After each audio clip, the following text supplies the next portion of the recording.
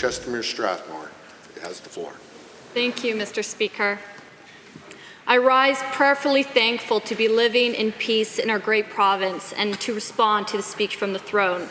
I thank the constituents of Chestermere-Strathmore for the privilege to stand in this chamber today, the heart of our democracy, where echoes of Ernest Manning, Peter Lougheed, and Ralph Klein still linger. I'm grateful to my family, my friends, and volunteers for the support and encouragement on the road to where I stand today. I'm humbled by the trust the constituents of Chestermere-Strathmore have placed in me and pledge to represent them to the best of my abilities. In what follows, I will sketch what makes Alberta great and the duty to guard against the font of two existential threats to Alberta and to the people of my constituency. Mr. Speaker, the urban and rural blended constituency of Chestermere-Strathmore is a microcosm of the people of our province and a model of what Albertans have and can achieve.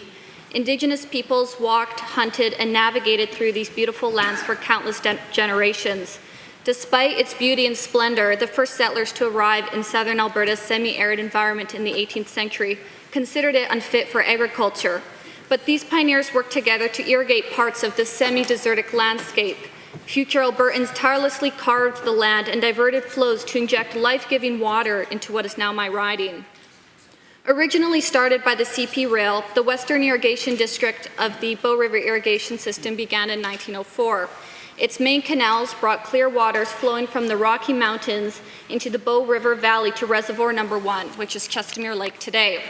A partnership between the government and the rail company built a model farm near Strathmore to demonstrate that farming could be done here, which attracted more farming and ranching pioneers now rooted in our land. The irrigation development has seen cycles of state and private ownership, featuring the entrepreneurial and the innovative spirit that still inhabits the people of Chestermere-Strathmore to this day, and shaped it into what has become the irrigation flow that many of my constituents enjoy, including the communities of Chestermere, Strathmore, Langdon, Conrich, Carsland, Loyalta, Indus, Delacour, Delroy, Delmead, Strangmere, Ardenode, Janet, and more small hamlets. Among these, you'll find some of the fastest growing municipalities in the province. The city of Chestermere, for example, grew nearly 500% over the last 2 decades. It was only 30 years ago that Chestermere had just over 1,000 permanent residents. Today, there are over 25,000.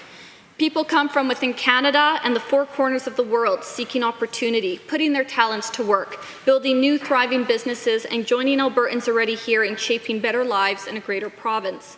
I'm also honored to represent the farmers, ranchers, and cattle feeders who, like my father, work tirelessly to produce food for the tables of Alberta's homes, Canada, and beyond. I'm also honored to represent the businesses and commercial activities that operate in the riding. These businesses, ranchers, and farmers are the backbone of our economy. I will be their voice in this chamber. I'm here to serve them. I'm here to ensure that this flourishing constituency readies for its long-term development. I'm here to see to it that our communities enjoy excellent schools, roads, servicing and water solutions, and all the elements required to support such growth. I'm here to conserve and improve what our communities have achieved. Mr. Speaker, my journey to represent Chestermere-Strathmore in this chamber was inspired by my father. My dad was born into a farming family in the Netherlands. He left behind his family, his friends, his culture, and his homeland to immigrate to Alberta as a teenager. He sacrificed much to come to southern Alberta to forge his way. He started farming and he built his future from the dirt up. Here, he found the freedom and the opportunity that have defined our province for generations. And this has been the great story of hundreds of thousands of Albertans over the last century and a half.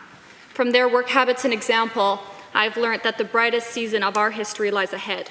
And to create that brighter future, we need to protect the conditions that gave my dad his opportunities so we can pass them on to future generations.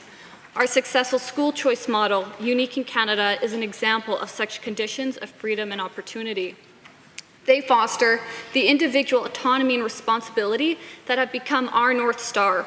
And like the diverted waters from the Bow, they feed our traditions of good stewardship of our wealth, our land, and our resources. Autonomy and responsibility are the strength and pride of our province. They are the beacon of our Alberta advantage that continues to attract new Albertans. You see, Mr. Speaker, standing here in this chamber isn't the goal for me. Instead, it is a wide threshold. It is an open channel. It is a space to develop the best policy we can. It is a field to strive for good governance. It is a confluence of talents and hard work that creates robust outcomes worthy of Albertans.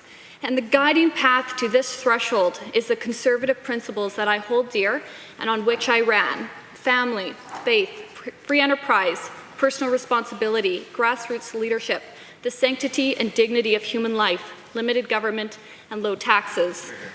My love for this land of rolling hills, fertile prairies, majestic mountains, and blue streams propels my desire to fight for the people of this province so that we may remain, as our provincial motto says, strong and free. I got into politics to sustain the Alberta we love and to expand on the strength and freedom that nourish the Alberta spirit. We are strong when we are free, and we are free when we are strong. To sustain our strength and freedom and to ensure that these principles remain a beacon for generations to come, Alberta must face two sets of related challenges, simultaneously internal and external. First is the woke culture of progressives, which includes radical environmentalism and an obsession with identity politics. Woke progressive culture is a creature that feeds on division sown by invented grievances. It is a creature that reduces and diminishes people to narrow identities. It is a creature that opposes freedom of expression in the public square and in our schools and universities. It is a creature that scorns science, faith, and hope. Woke progressive culture is a creature hostile to the core traditions of Albertans and who we are. It divides friends and families. It pits parents against children, citizens against neighbors, and workers against businesses. It is a creature that afflicts many, chief among them our friends across the aisle, Mr. Speaker. And in this execution of that progressive plan, we are seeing an attack on Albertans, on our provincial identity, our energy sector, our farms and ranches, our institutions, and our families. We are seeing an assault on parental rights and authority, tacitly endorsed by Ottawa with New Democrat complicity. And this is wrong. As the main founder of our province, the famously pragmatic Frederick Haltain often repeated, there is no compromise with wrong. The family is the fundamental building block of society and how citizens naturally pass on the torch of culture. Healthy and strong families beget strong communities and healthy societies. Without strong families, individuals quickly become vassals of the state. There's no culture without families, and our coalition was built on this principle and on the promise that families are protected from state intrusions. We must never let ideologues interfere with the fundamental natural rights of parents to raise their children with the same love, care, and principles they hold dear.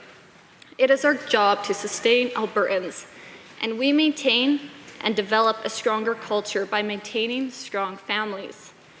The second challenge Albertans face, Mr. Speaker, is a federal government increasingly intrusive and hostile to Western provinces.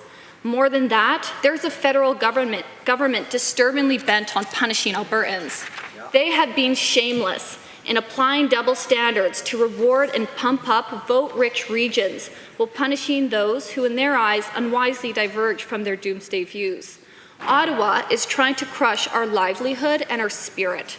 Using their cultish environmental ideology, they seek to crush our businesses, our farms, and our ranches. Albertans are leaders in environmental standards, Mr. Speaker, and we'll take no lessons from people who allow the pouring of billions of liters of raw sewage into the precious habitat for beluga whales. In the 5 short months since I was elected, Mr. Speaker, I have seen a rise in the pitch and number of federal government belligerent attacks on our constitutional autonomy, our economic liberty, and on our way of life. We live in a time in which our federal counterparts actively expand their powers to the detriment of Albertans by cutting down the neighborly fences between jurisdictions. We live in a time in which our federal counterparts are removed from the realities of raising a family or running a business. Theirs is a dangerous centralizing and homogenizing project to refashion the country in accordance with their progressive ideas, an ideology that operates bereft of common sense and in the irrational foreground of a contrived doomsday. It is dangerous, Mr. Speaker, because expanding power without limits always unfolds into tyranny. Frederick Hultain, then premiers of these territories before provincehood, was cognizant of this problem when he warned Prime Minister Laurier in early 1905, if the provincial jurisdiction can be invaded by federal legislation, what limit is there to the exercise of such power? The federal denial of control of our own natural resources at birth took 25 years to reverse, from Hultain to Premier Brownlee, and who can forget the epic battles won by Premier Leahy to push Ottawa's taxing hand out of Alberta's oil wells. Alberta will vigorously resist the destructive progressive ideologies and attempts to invade provincial jurisdiction by expanding federal powers. We have been here before, Mr. Speaker, from Frederick Hultain to Premiers Lougheed, Klein, Kenney, and now Smith.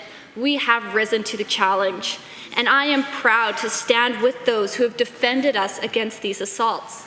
Albertans deserve strong leadership to protect our spaces and our livelihoods, to protect our institutions and our families, and that is why they sent United Conservatives to form a government. Alberta and Albertans sent us here to get the job done.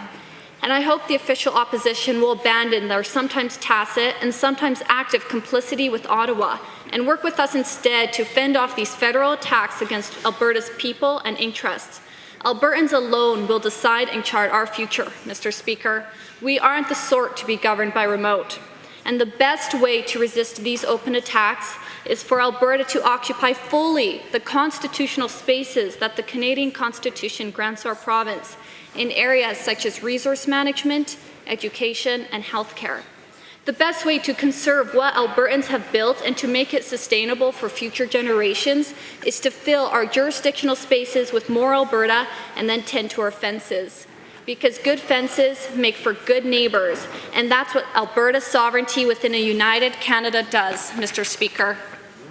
It is a great honour and privilege for me to stand in this chamber and follow in the footsteps of earlier defenders of our provincial rights. This room has hosted the policy debates that have shaped our present and will continue to influence the flow of our prosperity for generations to come. Our main mission is to safeguard Alberta and Albertans for Albertans. As such, it is my honour to serve as the youngest member of this 31st Legislature of Alberta. And I pledge my energy and my youth to my constituents and the people of this province. I will toil with vigour to advance and defend what we have achieved together since the territorial government led by Frederick Hultain. I hope to bring new and revitalized perspective and energy to tried and tested ideas and to the flowing, timeless truths of which I've spoken today. My father taught me the values I hold: hard work, the virtues of merit, quiet pride, and respect. And these will be my tools in the service of my constituents and this my beloved province to the very best of my abilities. May the fearless spirits of those who tame this rugged land, spirits which still move through the waters that flow from the peaked steeples of our mountains through to the canals of my riding, sustaining bodies and souls, purify our oaths, bless our work, and hold our promises afloat in the rivers of our lives. Thank you.